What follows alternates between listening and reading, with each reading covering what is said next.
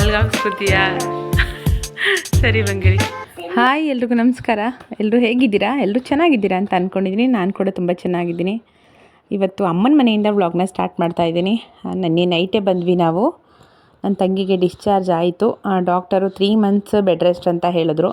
ಇನ್ನು ನಾವು ಊರಿಗೆ ಕಳಿಸ್ಬಿಟ್ರೆ ಅವಳಲ್ಲಿ ಪಾಪು ನೋಡಿಕೊಂಡು ಮನೆ ಕೆಲಸ ಅಂತ ರೆಸ್ಟ್ ಮಾಡೋಕ್ಕಾಗಲ್ಲ ಅಂತ ಅಮ್ಮನ ಮನೆಗೆ ಕರ್ಕೊಂಡೋದ್ವಿ.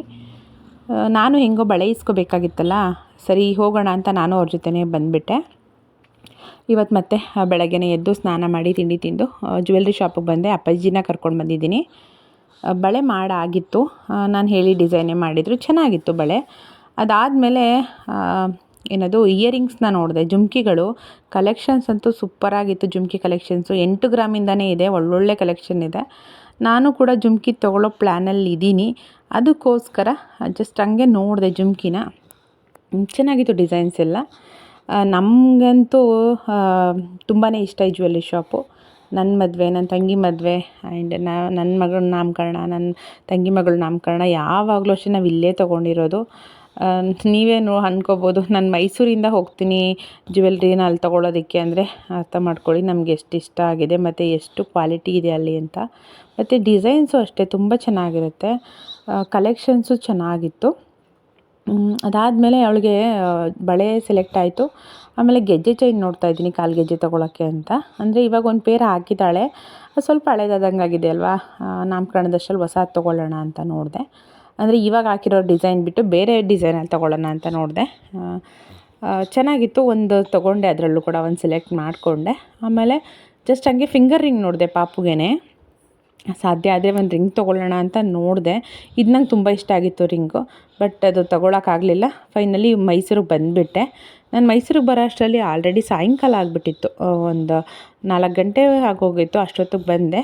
ಆಮೇಲೆ ಹಸ್ಬೆಂಡು ಸಂಜೆ ಬಂದಮೇಲೆ ಮನೆ ನೋಡ್ಕೊಬರೋಣ ಅಂತ ಹೇಳಿದ್ರು. ಮಾಮೂಲಿ ನಮಗಿನ್ನೂ ಮನೆ ಸಿಕ್ಕಿಲ್ಲ. ಇಲ್ಲೇ ಕುವೆಂಪು ನಗರ ಸೈಡು ಶಾಂತಿಸಾಗರ್ ಹೋಟೆಲ್ ಇದೆಯಲ್ಲ, ಅದು ಹಿಂಭಾಗದ ರೋಡಲ್ಲಿ ಬಂದ್ವಿ. ಅಲ್ಲಿ ಒಂದು ಮನೆ ರಿನೋವೇಷನ್ ಮಾಡ್ತಾಯಿದ್ರು. ಹಳೆ ಮನೆಯೇ ಚೆನ್ನಾಗಿ ಇದು ಮಾಡ್ತಿದ್ರು. ಸುಮ್ಮನೆ ಕೇಳಿದ್ವಿ ಅಷ್ಟೇ ಅವ್ರಿಗೆ. ಅವರು ಹೌದು ರೆಂಟಿಗೆ ಕೊಡ್ತೀವಿ ಅಂದರು. ಸರಿ ಅಂತ ಮನೆ ನೋಡಿದ್ವಿ. ಹಳೆ ಮನೆ ಆದ್ರೂ ಸಿಕ್ಕಾಬಟ್ಟೆ ದೊಡ್ಡ ಮನೆ, ತುಂಬ ದೊಡ್ಡ ಮನೆ. ರೂಮ್ಗಳಂತೂ ಇಷ್ಟು ದೊಡ್ಡ ದೊಡ್ಡ ರೂಮು ಎಲ್ಲ ಚೆನ್ನಾಗಿತ್ತು. ಬಟ್ ನಮಗೆ ಅಷ್ಟು ದೊಡ್ಡ ಮನೆ ಬೇಡ ಅನ್ನಿಸ್ಬಿಟ್ಟು ಬಂದುಬಿಟ್ವಿ. ಮನೆಗೆ ಬಂದು ನಾನಿವಾಗ ಚಪಾತಿಗೆ ರೆಡಿ ಮಾಡ್ಕೋತಾ ಇದ್ದೀನಿ. ಇವತ್ತು ಬೀಟ್ರೋಟ್ ಚಪಾತಿ ಮಾಡ್ತಾಯಿದ್ದೀನಿ. ನನ್ನ ಮಗನಿಗೆ ತುಂಬ ಇಷ್ಟ. ಯಾವಾಗಲೂ ಕೇಳ್ತಾನೆ, ಅಮ್ಮ ಪಿಂಕ್ ಚಪಾತಿ ಮಾಡು, ಪಿಂಕ್ ಚಪಾತಿ ಮಾಡು ಅಂತ. ಮಾಡೇ ಇರಲಿಲ್ಲ, ಸುಮಾರು ದಿನ ಆಗೋಗಿತ್ತು. ಅದಕ್ಕೆ ಬೀಟ್ರೋಟ್ ಚಪಾತಿಗೆ ರೆಡಿ ಮಾಡಿಕೊಂಡು, ಅಂದರೆ ಬೀಟ್ರೋಟ್ನ ಚೆನ್ನಾಗಿ ಗ್ರೈಂಡ್ ಮಾಡಿಕೊಂಡು ಅದರಲ್ಲೇ ಅದೇ ನೀರಿಗೆ ಸ್ವಲ್ಪ ಮಾಮೂಲಿ ಗೋಧಿ ಹಿಟ್ಟು ಹಾಕಿ ಜೀರಿಗೆ ಎಲ್ಲ ಹಾಕ್ಬಿಟ್ಟು ಕಲಸಿಟ್ಟಿಟ್ಟೆ. ಅದು ಚೆನ್ನಾಗಿ ಸೈಡಲ್ಲಿ ನೆನೀತಾ ಇರಲಿ ಅಂತ. ಅಷ್ಟರೊಳಗಡೆ ಹೀರೆಕಾಯ್ದು ಚಟ್ನಿ ಮಾಡೋಣ ಅಂದ್ಬಿಟ್ಟು ಎಣ್ಣೆ ಹಾಕಿಬಿಟ್ಟು ಮೆಣಸು ಮತ್ತು ಜೀರಿಗೆನ ಹಾಕಿ ಫ್ರೈ ಮಾಡ್ಕೊತಾ ಇದ್ದೀನಿ. ಇದು ಚೆನ್ನಾಗಿ ಫ್ರೈ ಆಗಬೇಕು. ಫ್ರೈ ಆದಮೇಲೆ ಅದಕ್ಕೆ ಕಟ್ ಮಾಡಿರೋವಂತಹ ಹೀರೆಕಾಯಿನ ಹಾಕ್ಕೊಂಡು ಅದರಲ್ಲಿ ಸ್ವಲ್ಪ ಬಾಡಿಸ್ಕೊಂಡ್ರೆ ಸಾಕು. ಹೀರೆಕಾಯಿ ನಾನಿಲ್ಲಿ ಮೀಡಿಯಮ್ ಸೈಜು 2 ಹೀರೆಕಾಯಿ ತೊಗೊಂಡಿದ್ದೀನಿ. ಅದು ಹೀರೆಕಾಯಿ ಒಳಗಡೆ ಅಲ್ಲಿ ಏನೋ ರೆಡ್ ಕಲರ್ ಕಾಣಿಸ್ತಿದೆಯಲ್ಲ, ಪಿಂಕ್ ಕಲರ್ ಥರ, ಅದು ಕೆಟ್ಟೋಗಿರೋದಲ್ಲ. ಅದು ಬೀಟ್ರೋಟ್ ಕಟ್ ಮಾಡಿದ್ನಲ್ಲ ನಾನು, ಅದು ಚಾಕಲ್ಲಿ ಕಟ್ ಮಾಡಿದ್ದೀನಿ, ಅದಕ್ಕೆ ಆ ಕಲರ್ ಕಾಣಿಸ್ತಿದೆ ಅಷ್ಟೇ. ಆಮೇಲೆ ಯಾರೂ ತಪ್ಪಾಗಿ ತಿಳ್ಕೊಬೇಡಿ, ಏನೋ ಕೆಟ್ಟೋಗಿರೋದೆಲ್ಲ ಹಾಕ್ಕೊಂಡವ್ರು ಇವರು ಅಂತ. ಜಸ್ಟ್ ಅದಕ್ಕೆ ಕ್ಲಾರಿಫೈ ಮಾಡಿದೆ. ಇವಾಗ ಚೆನ್ನಾಗಿ ಬಾಡಿಸ್ಕೊಂಡಾದ್ಮೇಲೆ ಸೇಮ್ ನಾವು ತಂಬುಳಿ ಮಾಡ್ತೀವಲ್ಲ ಅದೇ ಥರನೇ ರೆಸಿಪಿ ಶೇರ್ ಮಾಡಿದ್ದೀನಿ, ನೋಡ್ಕೊಳ್ಳಿ. ಅಂದರೆ ಹಳೆ ವಿಡಿಯೋಗಳಲ್ಲಿ ಶೇರ್ ಮಾಡಿದ್ದೀನಿ ಇದ್ರದ್ದೆಲ್ಲ. ಹಾಗಾಗಿ ಮತ್ತೆ ರೆಸಿಪಿ ಥರ ಏನು ಡೀಟೇಲಾಗಿ ತೋರಿಸ್ತಿಲ್ಲ, ಸುಮ್ಮನೆ ಹಾಗೆ ತೋರಿಸ್ದೆ ಅಷ್ಟೇ. ಖಾರಕ್ಕೆ ಎಷ್ಟು ಬೇಕಷ್ಟು ಹಸಿಮೆಣ್ಸಿಕಾಯಿ ಹಾಕ್ಕೊಂಡಿದ್ದೀನಿ. ಆಮೇಲೆ ಮೇಯ್ನ್ ತೆಂಗಿನಕಾಯಿ ತುರಿನೂ ಇದ್ರೊಳಗಡೆಗೆ ಹಾಕ್ಕೊಂಡು ಅದೇ ಕಾವಲ್ಲಿ ಸ್ವಲ್ಪ ಬಾಡಿಸ್ಕೊಂಡ್ರೆ ಆಯಿತು. ಆಮೇಲೆ ತಣ್ಣಗಾದ್ಮೇಲೆ ರುಬ್ಬೋದಷ್ಟೇ ಇದ್ರದ್ದು ಕೆಲಸ. ತಣ್ಣಗಾಗೋದಕ್ಕೆ ಅಂತ ಇಟ್ಬಿಟ್ಟಿದ್ದೀನಿ. ಈಗ ಸೈಡಲ್ಲಿ ಮಿಕ್ಸ್ ಮಾಡಿಬಿಟ್ಟು ಸ್ಟವ್ ಆಫ್ ಮಾಡಿಬಿಟ್ಟು ಸೈಡಲ್ಲಿಟ್ಟರೆ ಅದು ತಣ್ಣಗಾಗುತ್ತೆ. ತುಂಬಾ ಈಸಿ, ಬೇಗ ಆಗೋಗುತ್ತೆ. ಆ್ಯಂಡ್ ಕಾಂಬಿನೇಷನ್ನು ಹೀರೆಕಾಯಿ ಚಟ್ನಿ ಮತ್ತು ಬೀಟ್ರೋಟ್ ಚಪಾತಿದು ಕಾಂಬಿನೇಷನ್ನು ಏನು ಸಖತ್ತಾಗಿರುತ್ತೆ ಅಂದರೆ ಸೂಪರಾಗಿರುತ್ತೆ. ಒಂದು ಸಲ ಟ್ರೈ ಮಾಡಿ, ನೀವೇ ಇಷ್ಟಪಡ್ತೀರಾ. ಹೀರೆಕಾಯಿ ಚಟ್ನಿ 2-3 ಥರ ಮಾಡ್ಬೋದು. ಇದು ಸ್ವಲ್ಪ ಈಸಿವೇ, ನಾನು ಮಾಡಿದ್ನಲ್ಲ ಅದು ಸ್ವಲ್ಪ ಈಸಿ, ಹಂಗಾಗಿ ನಾನು ಜಾಸ್ತಿ ಇದನ್ನೇ ಮಾಡೋದು. ಇನ್ನೂ 1-2 ಥರ ಮಾಡ್ಬೋದು. ಟೊಮೆಟೊ ಎಲ್ಲ ಹಾಕಿ ಅದೊಂದು ಒಣಮೆಣ್ಸಿಕಾಯಿ ಹಾಕಿ ಮಾಡ್ಬೋದು. ನೆಕ್ಸ್ಟ್ ಯಾವಾಗಾದರೂ ಆದರೆ ಅದು ರೆಸಿಪಿ ಕೂಡ ಶೇರ್ ಮಾಡಿಕೊಡ್ತೀನಿ. ಇವಾಗ ಚಪಾತಿ ಬೇಯಿಸ್ಕೊತಾ ಇದ್ದೀನಿ. ಪಿಂಕ್ ಕಲರಾಗಿ ಕಾಣುತ್ತೆ. ಲಂಚ್ ಬಾಕ್ಸ್ಗೆ ಹಾಕ್ಬಿಟ್ರೆ ಮಕ್ಕಳಿಗೆ ಕಲರ್ಫುಲ್ಲಾಗಿ ಕಾಣಿಸ್ತಲ್ಲ, ಇಷ್ಟಪಟ್ಟು ತಿನ್ಕೊತಾರೆ. ಇವಾಗ ಚಟ್ನಿಗೆ ಒಗ್ಗರಣೆ ಹಾಕ್ಕೊತಾ ಇದ್ದೀನಿ. ಯಾವ ಪಾತ್ರೆಯಲ್ಲಿ ನಾನು ಅದನ್ನೆಲ್ಲ ಫ್ರೈ ಮಾಡಿ ಇಟ್ಕೊಂಡಿದ್ನಲ್ಲ ಅದೇ ಪಾತ್ರೆಯಲ್ಲೇ ಸ್ವಲ್ಪ ಸಾಸಿವೆ, ಜೀರಿಗೆ, ಇಂಗು, ಕರಿಬೇವು ಸೊಪ್ಪು ಹಾಕ್ಬಿಟ್ಟು ಒಗ್ಗರಣೆ ಕೊಡ್ತಾಯಿದ್ದೀನಿ. ಈ ಚಟ್ನಿಗೆ ನಾನು ಈರುಳ್ಳಿ ಎಲ್ಲ ಯೂಸ್ ಮಾಡಲ್ಲ. ಈರುಳ್ಳಿ ಯೂಸ್ ಮಾಡ್ಕೊಂಡು ಕೂಡ ಮಾಡಬಹುದು. ಅದು ಕೂಡ ಇನ್ನೊಂದ್ಸಲ ಯಾವಾಗ ತೋರಿಸ್ಕೊಡ್ತೀನಿ. ಚಪಾತಿ ಕೂಡ ರೆಡಿ ಆಯಿತು. ಹಾಗೆ ಇಲ್ಲಿ ಚಟ್ನಿಗೆ ಒಗ್ಗರಣೆ ಕೂಡ ಹಾಕಿದೆ. ಈ ಒಗ್ಗರಣೆ ಹಾಕೋಕ್ಕಿಂತ ಮುಂಚೆ ಚಟ್ನಿ ಚೆನ್ನಾಗಿರುತ್ತೆ, ಹಾಗೆ ಕೂಡ ತಿನ್ಬೋದು. ಬಟ್ ಒಗ್ಗರಣೆ ಹಾಕಿದ್ರೆ ಅದ್ರ ಟೇಸ್ಟೇ ನೆಕ್ಸ್ಟ್ ಲೆವೆಲ್ಗೆ ಹೋಗ್ಬಿಡುತ್ತೆ, ಸಖತ್ತಾಗಿರುತ್ತೆ. ಈಗ ನನ್ನ ಮಗಳಿಗೂ ಕೂಡ ನಾನು ಅದೇ ಚಪಾತಿಗೆ ಸ್ವಲ್ಪ ತುಪ್ಪ ಹಾಕಿ ತಿನ್ನಿಸ್ತಾ ಇದ್ದೀನಿ. ಹಾಗೆ ನನ್ನ ಹಸ್ಬೆಂಡು ಹೀರೆಕಾಯಿ ಚಟ್ನಿಗೆ ತುಪ್ಪ ಹಾಕ್ಕೊಂಡು ಅವರು ಕೂಡ ತೊಗೊಂಡೋದ್ರು. ಊರಿಂದ ಬರಬೇಕಾದ್ರೆ ಅಮ್ಮ ತುಪ್ಪ ಕೊಟ್ಟಿದ್ರು. ಇದು ಹೆಚ್ಚು ಕಮ್ಮಿ 1 kg ಅಷ್ಟಿತ್ತು ತುಪ್ಪ. ಅಮ್ಮ ಮನೆಯಲ್ಲೇ ಕಾಯಿಸಿರೋ ತುಪ್ಪ ಕೊಟ್ಟಿದ್ದರು, ಅದನ್ನ ತೊಗೊಂಡು ಬಂದಿದ್ದೆ. ಆಮೇಲೆ ಏನಾಯಿತು ಅಂದರೆ ಬೆಳಗ್ಗೆನೇ ಏನಾಯಿತೋ ಗೊತ್ತಿಲ್ಲ, ಮನೆ ಒಳಗಡೆ ಸ್ಲಿಪ್ಪಾಗಿ ಬಿದ್ದುಬಿಟ್ಟೆ ನಾನು. ಕಾಲು ಜಾರಿ ಬಿದ್ದು ಕಾಲು ಏಟಾಗಿಬಿಟ್ಟಿದೆ. ಫಿಂಗರ್ ಇದೆಯಲ್ಲ, ಕಾಲುಂಗುರ ಹಾಕ್ತೀವಲ್ಲ ಆ ಫಿಂಗರು, ಅದು ಫುಲ್ಲು ಇವಾಗ ಈ ಥರ ಕಾಣಿಸ್ತಿದೆ. ಬಟ್ ಆಮೇಲೆ ತುಂಬ ಕಪ್ಪಗಾಗೋಯ್ತು, ಬ್ಲಡ್ ಕ್ಲಾಟ್ ಆಗಿಬಿಟ್ಟು.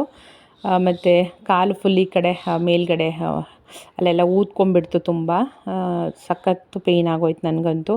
ಎಲ್ಲಿ ಸೊಂಟ ಏನಾದ್ರು ನೋವಾಗಿರುತ್ತೆ ಅಂದ್ಕೊಂಡೆ, ಏನೂ ಆಗಲಿಲ್ಲ. ಅವತ್ತು ಇಡೀ ದಿನ ನಾನು ಏನೂ ಮಾಡೋಕ್ಕೆ ಆಗಲಿಲ್ಲ. ಸಂಜೆವರೆಗೂ ಸುಮ್ಮನೆ ಇದ್ಬಿಟ್ಟೆ. ಆಮೇಲೆ ಕುರ್ತಾಗಳು ತರಿಸಿದ್ದೆ, ರೆಗ್ಯುಲರ್ ಯೂಸ್ಗೆ, ಆಫೀಸ್ ವೇರಿಗೆ ಕೇಳ್ತಿರ್ತಾರಲ್ವ ಎಲ್ಲರೂ, ಅದಕ್ಕೋಸ್ಕರ ಕುರ್ತೀಸ್ ತರಿಸಿದ್ದೆ. ಹಾಗೆ ನಮ್ಮ ಕಸ್ಟಮರ್ ಒಬ್ಬರು ಕೇಳಿದ್ರು, ಅವ್ರಿಗೆ ತೊಗೊಂಡೋಗಿ ಕೊಡ್ತಾಯಿದ್ವಿ.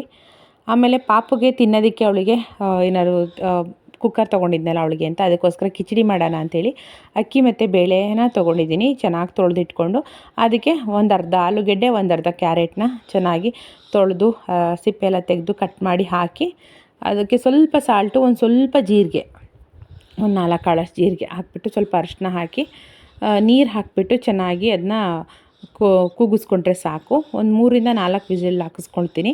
ಯಾಕಂದರೆ ಚೆನ್ನಾಗಿ ಮೆತ್ತಗೆ ಬೆಂದುಬಿಟ್ರೆ ತಿನ್ನಿಸ್ಬಿಡ್ಬೋದು ಅಂತ ಹೇಳಿ. ಆಮೇಲೆ ಇದು ಅದೇ ರಾತ್ರಿದು ಚಪಾತಿ ಹಿಟ್ಟಿತ್ತಲ್ಲ, ಆ ಚಪಾತಿ ಹಿಟ್ಟಿಗೆ ಹಾಗಲಕಾಯಿ ಇತ್ತು, ಹಾಗಲಕಾಯ್ದು ಪಲ್ಯ ಮಾಡಿಕೊಂಡು ಚಪಾತಿ ಹಿಟ್ಟಿತ್ತಲ್ಲ, ಪಿಂಕ್ ಚಪಾತಿ ಹಿಟ್ಟು, ಅದಕ್ಕೇ ಚಪಾತಿ ಮಾಡಿಕೊಂಡೆ. ಪಲ್ಯ ಕೂಡ ಚೆನ್ನಾಗಿತ್ತು. ನನ್ನ ಮಗಳಿಗೆ ರೈಸ್ ಕೂಡ ರೆಡಿ ಆಯಿತು. ಆ ರೈಸ್ಗೆ ಅವಳಿಗೆ ತುಪ್ಪ ಹಾಕಿಬಿಟ್ಟು ತಿನ್ನಿಸ್ದೆ. ಇಷ್ಟಪಟ್ಟು ತಿಂತಾಳೆ. ಆ ಥರ ಅವಳಿಗೆ ತುಂಬ ಇಷ್ಟ ಆಗುತ್ತೆ. ರೈಸ್ಗೆ ಬೇಳೆ ಎಲ್ಲ ಹಾಕಿ ಬೇಯಿಸಿ ಕಿಚಡಿ ಥರ ಮಾಡಿ ತಿನ್ನಿಸಿದ್ರೆ ಇಷ್ಟಪಟ್ಟು ತಿಂತಾಳೆ. ಮಕ್ಕಳು ಬೇಗ ವೆಯ್ಟ್ ಗೇನ್ ಆಗ್ತಾರೆ. ನೋಡಿ, ಹಾಗಲಕಾಯಿ ಪಲ್ಯ ಕೂಡ ರೆಡಿ ಆಯಿತು. ಹಾಗಲಕಾಯಿ ಕಹಿ ಕಹಿ ಅನ್ನೋರಿಗೆ, ತಿನ್ನಲ್ಲ ಅನ್ನೋರಿಗೆ ಈ ಥರ ಮಾಡ್ಕೊಂಡು ತಿನ್ನಿ, ತುಂಬ ಚೆನ್ನಾಗಿರುತ್ತೆ. ಮತ್ತು ನನ್ನ ಮಗನಿಗೆ ಇವಾಗ ಎಕ್ಸಾಮ್ ಬೇರೆ ಸ್ಟಾರ್ಟ್ ಆಗಿದೆ. ಅವನಿಗೆ ಓದಿಸ್ತಾ ಇದ್ದೆ. ಅವನ್ನ ಕೂರಿಸ್ಕೊಂಡು ಓದಿಸೋದೇ ಒಂದು ದೊಡ್ಡ ನನಗೆ ಸಾಹಸದ ಕೆಲಸ ಅಂತ ಹೇಳ್ಬೋದು. ಅವನು ಅಷ್ಟು ಈಸಿಯಾಗಿ ಕೂರಲ್ಲ, ಒಂದು ಕಡೆ ಕೂರಿಸ್ಕೊಂಡು ಓದಿಸ್ತಾ ಇದ್ದೆ. ಚಾಕ್ಲೇಟ್ ಕೊಟ್ಕೊಂಡು ಕೈಗೆ ಅವನಿಗೆ ಓದಿಸ್ತಾ ಇದ್ದೆ. ಆಮೇಲೆ ಡಾಕ್ಟ್ರು ಕೂಡ ಜಾಸ್ತಿ ಪ್ರೆಷರ್ ಹಾಕಬೇಡಿ ಅಂತ ಹೇಳ್ಬಿಟ್ಟಿದ್ದಾರೆ, ಜ್ವರ ಇತ್ತಲ್ಲ ಅವನಿಗೆ, ಅದಕ್ಕೆ. ಹಾಗಾಗಿ ಸರಿ, ಅವ್ನಿಗೆ ಎಷ್ಟಾಗುತ್ತೆ ಅಷ್ಟು ಓದಿಸ್ತಾ ಇದ್ದೆ. ನನ್ನ ಮಗ ಓದ್ಬೇಕಾದ್ರೆ ಏನಾದ್ರು ಮಾತಾಡಿಕೊಂಡು ತಮಾಷೆ ಮಾಡ್ಕೊಂಡು ಓದ್ತಿದ್ದ. ಏನು ಹೇಳು ಬಂಗಾರಿ? ಇಲ್ಲ, ಮ್ಯಾಮಿಗೆ ಕಳ್ಸಲ್ಲ, ಇದು ನನಗೆ ನನ್ನ ವೀಡಿಯೋಗೆ ಹಾಕ್ಕೊಳ್ಳೋಕ್ಕೆ, ವ್ಲಾಗ್ ಮಾಡ್ತೀನಲ್ಲ, ವ್ಲಾಗ್ ಹಾಕ್ಕೊಳ್ಳೋಕ್ಕೆ ಹೇಳು, ಯೂಟ್ಯೂಬ್ಗೆ ಹಾಕೋಕ್ಕಂತೆ. ಏನು ಹೇಳು, ಶರ್ಟೆಲ್ಲ ಹಂಗೆ ಮಾಡ್ಕೋಬಾರ್ದು. ಏನು ಕರೆಕ್ಟಾಗಿ ಹೇಳು, ಏನು ಬೇಕು ನಿಂಗೆ ಹೇಳು ಬಂಗಾರ. ಯಾವುದ್ರದ್ದು? ಸಿಂಹ, ಲಯನ್ದು. ಅವಾಗ ಹಾಂ, ಶರ್ಟ್ ಎಲ್ಲ ಹಂಗೆ ಮಾಡ್ಕೋಬಾರ್ದು. ಸಿಂಹ ಏನು ಮಾಡುತ್ತೆ ನಿನಗೆ? ನಿನ್ನ ನೋಡಿದ್ರೆ ಪ್ರೀತಿ ಮಾಡುತ್ತಾಗ. ಆಯಿತು, ತಗೊಂಡೋಗಿ ಬಿಟ್ಬಿಟ್ಟು ಬರ್ತೀನಿ, ಆಯಿತಾ? ಆಯಿತು, ದೊಡ್ಡವನಾದ್ಮೇಲೆ ಹಾಕ್ಸ್ಬೇಕಾ? ಇವಾಗ ಟ್ಯಾಟು ಹಾಕ್ಸೋದು ಬೇಡವಾ? ಸರಿ ಬಂಗಾರ, ಆಯಿತು. ಸಿಂಹದ ಟ್ಯಾಟು ಬೇಕು ನಿನಗೆ, ಇನ್ಯಾರ್ದು ಬೇಡವಾ ಟ್ಯಾಟು? ನಿಜ? ಸರಿ, ಆಯಿತು. ನಂದು ಬೇಕಾ? ಎಲ್ಲಿ ಹಾಕ್ಸ್ಕೊತೀನಿ ನನ್ನ ಹೆಸ್ರನ್ನ?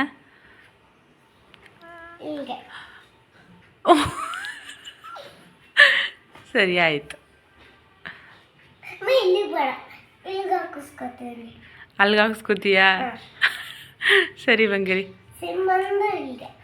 ಪಪ್ಪನ್ನೇ ಎಲ್ಲಿ ಹಾಕ್ಸ್ಕೊತೀಯಾ? ಕಣ್ಣಿಗೆ ಹಾಕ್ಸ್ತಾರ ಯಾರಾದರೂ? ಅಲ್ಲಿಗೆ ಹಾಕ್ಸ್ಕೊತೀಯಾ? ತಂಗಿ ಪಪ್ಪದು ಅಲ್ಲಿಗೆ ಹಾಕ್ಸ್ಕೊತೀಯಾ? ನಾನು ಮಾತ್ರ ಅಲ್ಲಿ ಎದೆಗ? ಮಗ, ಚಿನ್ನ ಮಗನೆ, ಬುದ್ದು. ಬುಕ್ಸ್ನ ಹಾಕ್ಸ್ಕೊತೀಯಾ? ಎಲ್ಲಿಗೆ ಹಾಕ್ಸ್ಕೊತಿ? ಅವನ ಜೊತೆ ಮಾತಾಡಿಕೊಂಡು ಅವ್ನಿಗೆ ತಮಾಷೆ ಮಾಡ್ಕೊಂಡು ಹೆಂಗೋ ಓದಿಸ್ತಾ ಇದ್ದೆ, ಸ್ವಲ್ಪ ಓದ್ಕೊತಾ ಇದ್ದ. ಅಷ್ಟರಲ್ಲಿ ಚುರುಮುರಿ ಮಾರ್ಕೊಂಡು ಬಂದರು. ಚುರುಮುರಿ ಅಂತ ವಾಯ್ಸ್ ಕೇಳಿದ್ರೆ ಸಾಕು, ಏನು ಕೆಲಸ ಮಾಡ್ತಿರೋ ಓಡ್ ಬಂದುಬಿಡ್ತಾನೆ. ಅವನಿಗೆ ತುಂಬ ಇಷ್ಟ. ಆವಾಗ ಸರಿ ಇನ್ನೇನು ಮಾಡೋದು ಅಂತ ಹೇಳಿ 2 ತೊಗೊಂಡೆ, ನನಗೆ ಮತ್ತು ಅವನಿಗೆ ಅಂತ ಅಂದ್ಬಿಟ್ಟು. ಚುರುಮುರಿ ತಿನ್ಕೊಂಡು ಓದ್ಕೋಬೇಕಿವಾಗ ಅಂತ ಹೇಳಿ ಕರ್ಕೊಂಡು ಬಂದು ಅವನಿಗೆ ಚುರುಮುರಿನ ಕೊಟ್ಬಿಟ್ಟು ಬುಕ್ಸು ಕೊಟ್ಬಿಟ್ಟು ಓದ್ತಾ ಇರಮ್ಮ ನೀನು ಅಂತ. ಅಷ್ಟರಲ್ಲಿ ನನ್ನ ಹಸ್ಬೆಂಡ್ ಬಂದರು ಪಾಪ ನೋಡ್ಕೋತೀನಿ ಅಂತ. ಅವ್ರನ್ನ ಬಿಟ್ಟು ಆಮೇಲೆ ಪಾಪಗೆ ಅಂತ ರಾಗಿ ಮೊಳಕೆ ಕಟ್ಟಿಟ್ಟಿದ್ದೆ. ಅದು ತುಂಬ ದಿನ ಆಗೋಗಿತ್ತು, ಅಂದರೆ ಮಧ್ಯದಲ್ಲಿ ಜ್ಯೋತಿದ್ದೆಲ್ಲ ಆಪ್ರೇಷನ್ದಾಯ್ತಲ್ಲ, ಹಾಗಾಗಿ ನನಗೆ ಅದು ಮಾಡೋಕ್ಕಾಗಿರಲಿಲ್ಲ. ಮತ್ತು ಅಕ್ಕಿ ಕಾಳು ಎಲ್ಲ ತೊಳೆದು ಒಣಗಿಸಿದ್ದೆ. ಸೊ ಎಲ್ಲನೂ ಈಗ ಫ್ರೈ ಮಾಡ್ಕೊಬಿಡೋಣ ಅಂತೇಳಿ ಪೌಡರ್ ಮಾಡ್ಕೊತಾ ಇದ್ದೀನಿ. ಹುರ್ಕೊಂಡು ಪೌಡರ್ ಮಾಡೋಣ ಅಂತ. ನಾನು ಇದ್ರದ್ದು ಆಲ್ರೆಡಿ ವಿಡಿಯೋ ಮಾಡಿ ಅಪ್ಲೋಡ್ ಮಾಡಿದ್ದೀನಿ, ರಾಗಿ ಸರಿದು ವಿಡಿಯೋ ಮಾಡಿ, ಅಕ್ಕಿ ಸರಿ ಯಾವ ಥರ ಮಾಡೋದು, ರಾಗಿ ಸರಿದೆಲ್ಲ ಮಾಡಿದ್ದೀನಿ. ಬಟ್ ಈ ಹೊಸ ಸಬ್ಸ್ಕ್ರೈಬರ್ಗಳು ಇರ್ತಾರಲ್ಲ, ಅವ್ರುಗಳಿಗೆ ಹೊಸ್ದಾಗಿ ನನ್ನ ಚಾನಲ್ ನೋಡೋರಿಗೆ ಗೊತ್ತಿರೋದಿಲ್ಲ. ತುಂಬ ಜನ ಕೇಳ್ತಾರೆ, ಮೆಸೇಜ್ ಮಾಡಿ ಕೇಳ್ತಾರೆ. ಅದಕ್ಕೋಸ್ಕರ ಮತ್ತೆ ವಿಡಿಯೋ ಮಾಡ್ತಾಯಿದ್ದೀನಿ. ಅಂದರೆ ಫುಲ್ ಕಂಪ್ಲೀಟ್ ಡೀಟೇಲಾಗಿ ಏನು ತೋರಿಸ್ತಾ ಇಲ್ಲ, ಜಸ್ಟ್ ಹಾಗೆ ಏನು ಮಾಡ್ತಿದ್ದೀನಿ ಪ್ರೊಸೀಜರು ಅದನ್ನು ತೋರಿಸ್ತಾ ಇದ್ದೀನಿ ಅಷ್ಟೇ. ರಾಗಿನ ಮೊಳಕೆ ಕಟ್ಟು ಒಣಗಿಸಿ ಇಟ್ಕೊಂಡಿದ್ದೀನಿ, ಚೆನ್ನಾಗಿ ಒಣಗಿದೆ.